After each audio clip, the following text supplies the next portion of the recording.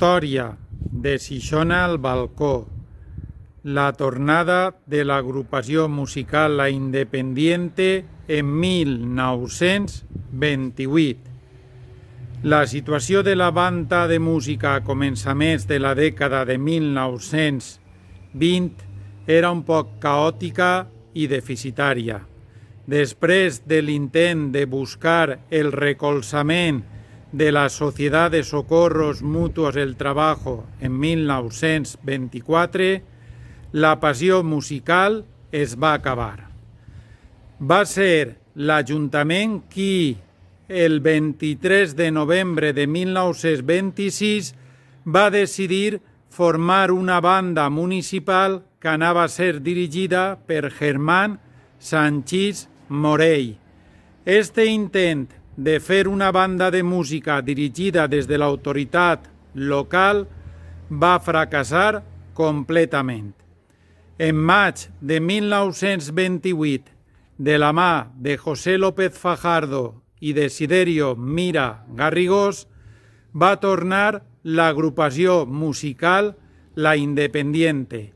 A més, es va constituir una societat cultural presidida per José Mira Carbonell per donar el suport econòmic i emocional que aquesta aventura necessitava.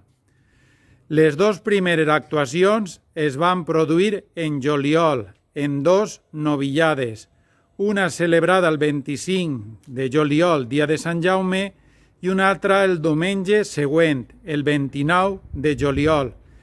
Però l'autèntica prova de foc la va constituir les festes de moros i cristians que es van celebrar el 25, 26 i 27 d'agost. L'agrupació musical La Independiente va decidir participar amb la Filà Marrocs, perquè molts dels seus components també ho eren festers d'aquesta filada de Xixona. Per això la directiva va decidir comprar 41 gorros turcos i alquilar 40 xilabas.